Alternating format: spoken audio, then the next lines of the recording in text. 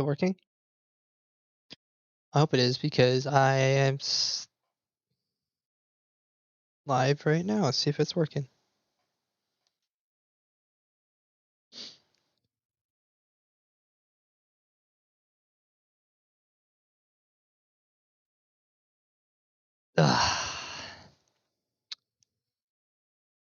Hi guys, how's it going? Yes, I have a webcam on. And I'm sorry if you're gonna see duplication.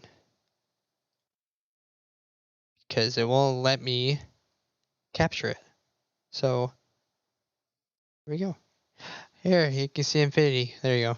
You don't need to see Infinity. So this, guys, is the Halo Infinite exclusive coverage trailer. I'm gonna watch this first. Then the second one is the IGN campaign gameplay I think they published. I don't know if it was today or yesterday. But I am going to do that for you guys. Watch it, get my reaction off for it. I'm going to do it live, so I don't have to do a video for it. But I hope you guys enjoy. Here is the trailer for you guys. This is my last fight. A true test of legends. Our story will outlive us both. Set a fire in your heart, Spartan. Bear your fangs. Fight hard. Die well.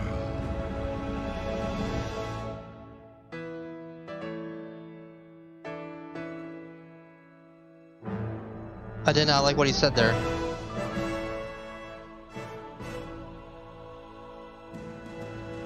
Classic Halo 3. This month's Game Informer cover features the one and only Master Chief, as we're diving deep into Halo Infinite.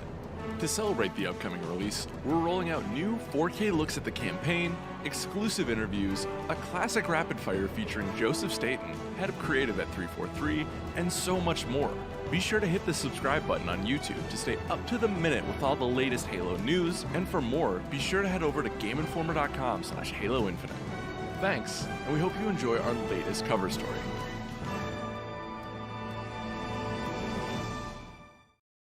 Okay, so it's basically covers. It's just a coverage story, coverage trailer. Okay. Now let's go to actually the first hands-on.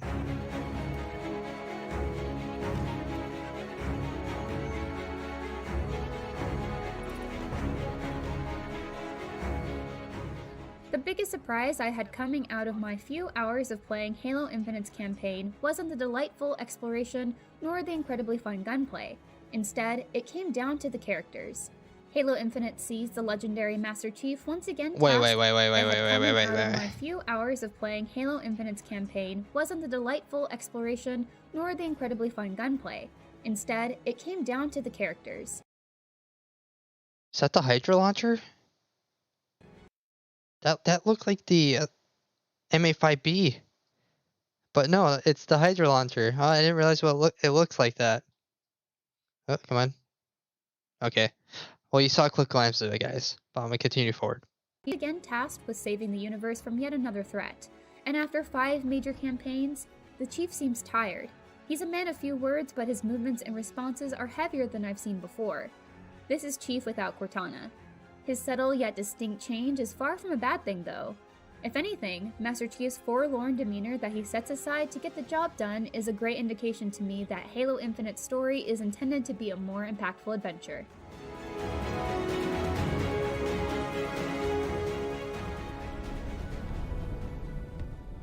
It's been 6 months. I am not liking what he's saying, like what she's saying, like the impact adventure.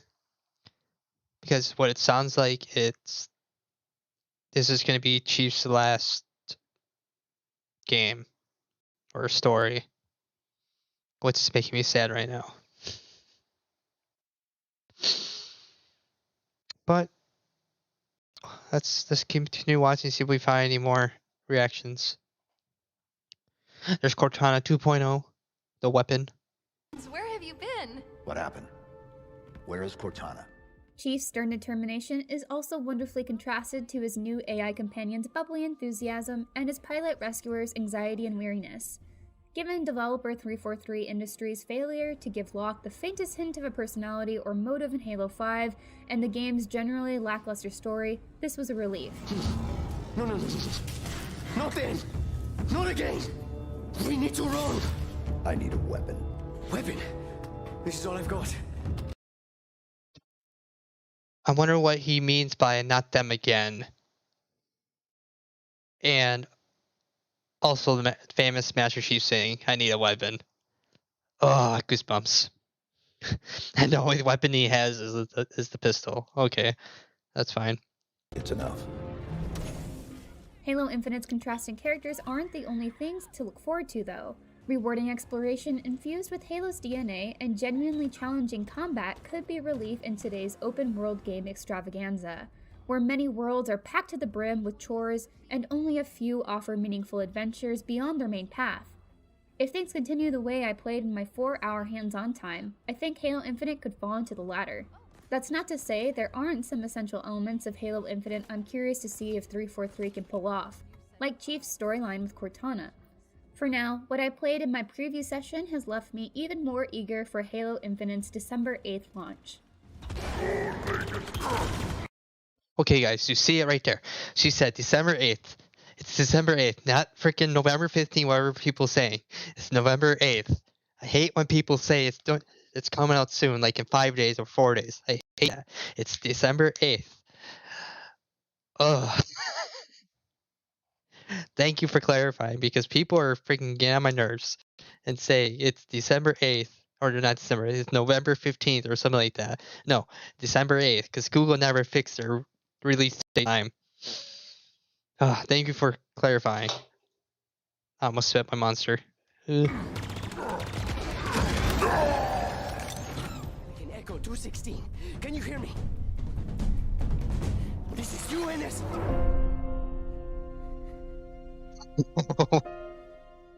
That just got me chills. Time and time again, Master Chief has woken up to fight a new enemy. Halo Infinite largely sees that pulled back by instead focusing on familiar fodder with the Banished from Halo Wars 2. They eagerly step up as Chief's main adversaries after handily defeating the UNSC around Zeta Halo, including Master Chief. Their goal for Zeta Halo is unknown, but if it involves a Halo ring, there's nothing good that can come of it. After the UNSC's loss, Master Chief's main objective becomes freeing the captured Wait. What did that jackal just do? Did he just pull like something over his head like this?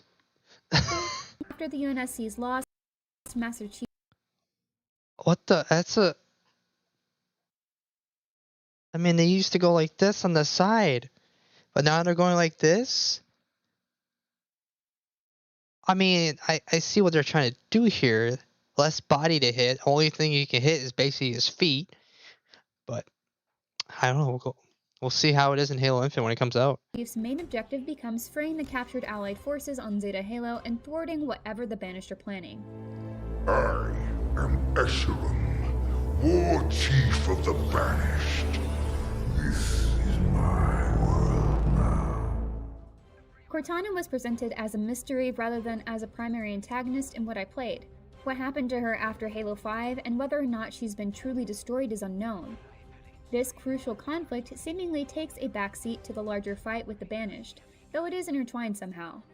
Without getting into spoilers, I will say the few moments that dug into Chief and Cortana's relationship were an emotional gut punch. Halo Infinite is looking to deliver a meaningful story for Legacy. I'm sorry for pausing, guys, but I think it's going to be an emotional gut punch too when I see it and hear it and feel it. It's going to be an emotional gut punch. Halo fans, and I really needed to fulfill that promise after Halo 5's story missteps. She's not the driver, but a way to level the playing field. What do I call her? Ask her. She named herself. Hello, Master Chief. I'm Cortana. This all being said, I'm not optimistic. That just gave me goosebumps right there. I don't know why, but it just gave me goosebumps. But this brute right here looks to be badass for some reason. that Halo Infinite is going to be a great starting point for new people to the franchise, as the best moments I saw in the first few hours rely on prior knowledge of the series. I don't like the idea of people being left behind, but I selfishly prefer that this game is made for returning Halo fans rather than tuning the story to accommodate new players. Familiar with the story or not though, Halo Infinite sure is fun to play and explore. I think I'm with you. I didn't even know what a banished was an hour ago, and even I can see the odds aren't great.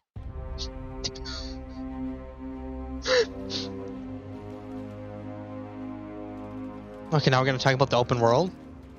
Playing Halo Infinite is a mix of familiar and new. One moment you're navigating encounters and ship corridors, then the next you're driving several Marines around the open fields of Zeta Halo. As 343 has clearly stated, Halo Infinite isn't quite a true open world game despite it featuring massive sandboxes. Zeta Halo is broken up into island chunks. So it's not open world, but open sandboxes, which is basically what she just said, open chunks. So technically it's an open world type-esque, but it's in chunks.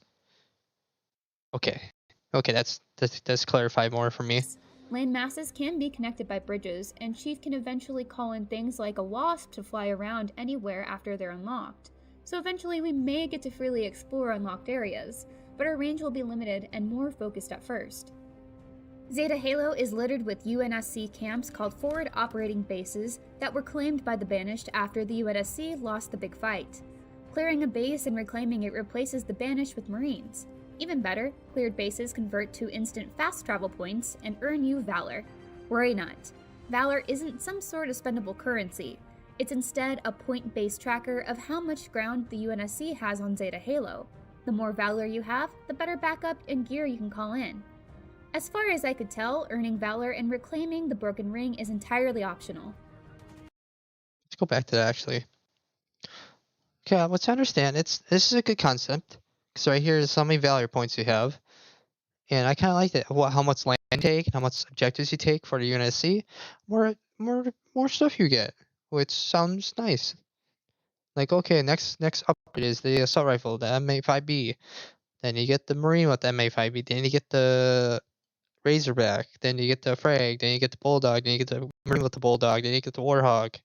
And I don't even know what next, but I actually like this concept because it makes you not do straight story. It makes you do side objectives to upgrade your arsenal at, I'll say, bases, which is nice, in my opinion. That's just my opinion, guys. Better backup and gear you can call in. As far as I could tell, earning Valor and reclaiming the Broken Ring is entirely optional. So what else can you do when you're not hunting down the next clue to the Banished plan? People don't just get to give the Master Chief a fetch quest. The only one who really gives Master Chief any sort of command is a new AI codenamed the Weapon. She's meant to destroy Cortana and is in turn supposed to be destroyed when her operation is complete. Though Cortana is seemingly gone, the Weapon remains and is happy to assist Master Chief until she reaches her eventual demise. Much like Cortana, the Weapon will call out enemy attacks, notable objectives, Banished facilities that need destroying, and Marines in need of rescuing. I was more likely to come across a random patrol of enemies than an actual objective, but it didn't feel like I had to go too far to find something fun to do. I enjoyed the quiet moments though. Following Zeta Halo's native space groundhogs or just enjoying the view was a pleasant reprieve from the action. When I was ready to get back to it though, I could also hunt down and eliminate special targets to collect a unique version of their signature weapon that's equipable at FOBs. And of course there are plenty of collectibles. A new scanner tool does make them a bit easier to find, if you have an idea of where to look. The scanner's range is rather limited though. I mean, that scanner's range is like Halo 5 Guardians. I believe you have it in there. Which, I don't mind it, it's just... I'm just saying, it's from Halo 5 Guardians. So it's not a free pass to finding secrets. I'd be remiss if I didn't mention the Grunt and Marine dialogue. They're hilarious. The grunts are as silly and oddly aggressive as ever, and have a surprising number of lines. Humans would never fight grunts like us! He's here! While the Marines are far more confident and excited about joining the Chief in battle. Their commentary made exploring all the more enjoyable. Just in the nick of time, Chief. Tools of the trade. Just because Zeta Halo is a larger, more open sandbox doesn't mean 343 suddenly has us doing puzzles or tasks unbecoming of a genetically augmented super soldier like Master Chief. Fighting enemies and destroying their stuff is always at the center of Halo Infinite's gameplay, and whether I was taking on a roaming pack of Banished or infiltrating a fortress for a story mission, the more open nature only served to give me more options for combat.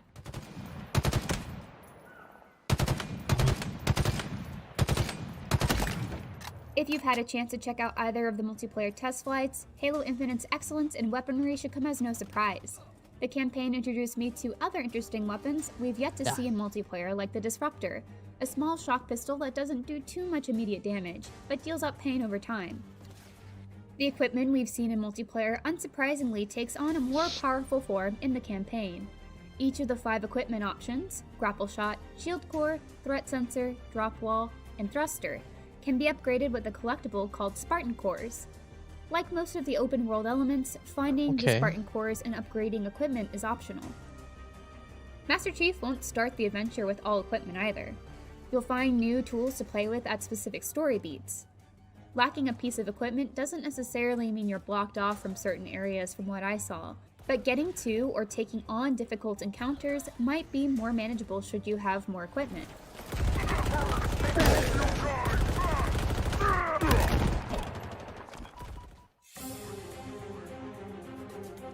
I wonder, did they change the reticle for the Most of the big machine story gun? beats happen in large, foreboding structures that could be viewed as something akin to dungeons.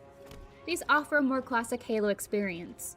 Grunts, Jackals, Brutes, and Elites made up the bulk of the opponents I faced. Their role, weapon, and armor variety didn't feel lacking in combat. I came across one set of Brutes that were so geared up they nearly qualified as a mini boss fight. The Hunters make a return too, and are fun to fight as always. Okay, This that's being nice. another ring, the Flood was alluded to, though I never saw them. The Prometheans weren't present either. 343's vision of recapturing the essence of combat evolved in Halo Infinite means there's not really room for them, and honestly, I had plenty of fun without them. I didn't see any drones either. Okay, so that's what I'm worried about. If they're trying to make it Halo CE and limit the enemies. So what was the trailer about them with the Prometheans? And what was the leaks that I saw about the Flood? Are you just lying about it? I don't know. But I wish that the Flood and the Prometheans come out with this game. Like she said, the only people that she saw was the Grunts, Brutes, Elites, and Hunters. And that's it. And no, Brute, I forgot Jackals, sorry, Jackals. So I'm hoping it comes out with Flood and those 2 Promethean things. I forgot what the names were. I'm still learning those names. But I hope they come into this game. So I'm hoping the new flying enemies equipped with hardlight weapons, the Skimmers, will be their replacement. There's the name, Skimmers. The real combat stars, though, are the boss fights. The first one with the Brute Lieutenant named Termonius absolutely kicked my ass at first on heroic difficulty. A moment without movement rewarded Termonius as he entered the encounter guns blazing and took me out twice in a row. I had been handling heroic without any issues up until that point, so I was stunned to see how Termonius' aggression and support from 2 Jackals paid off. I quickly got to work on a strategy and happily took on the challenge.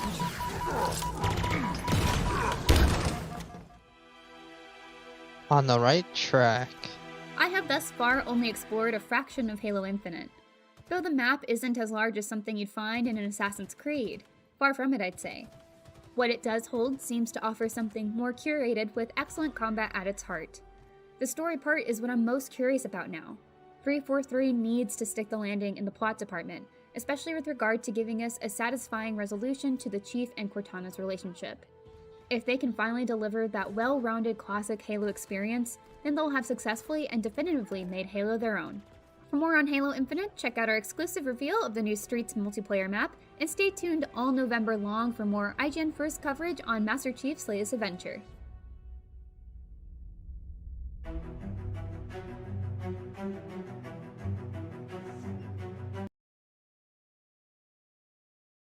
So,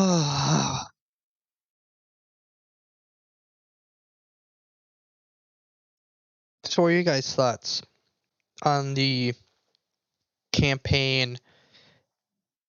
What IGN just said.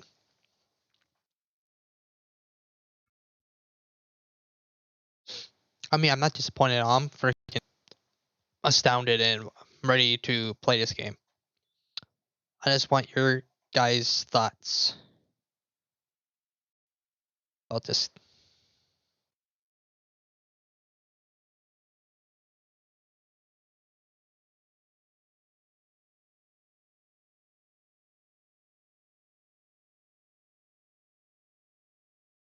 Well, I'm gonna go back actually. Yeah, because the reticle for the machine gun, I don't know if that looks different from the test, but that's just a test though, so I'm not for sure.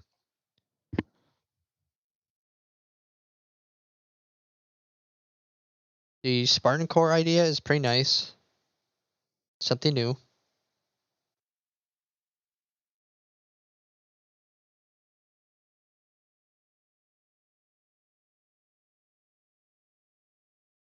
But what I am in a mood for this game is the story.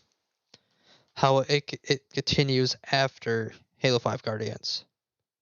Because I guess now it's lore again, so I guess Halo 5 Guardians is lore.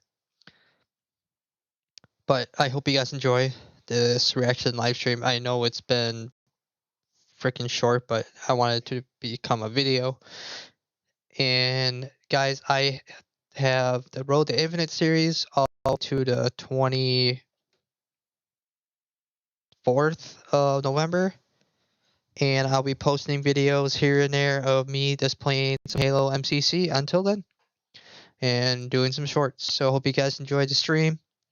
If you do, hit the like button. If you're new, please subscribe and hit a little heart icon or the notification bell so you guys stay up to date to my videos. And if you guys have any ideas for future videos, put in the comments down below because I would like to have some future ideas because I am running out and I'm losing steam.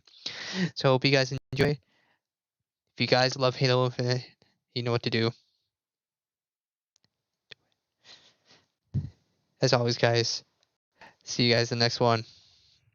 Bye-bye.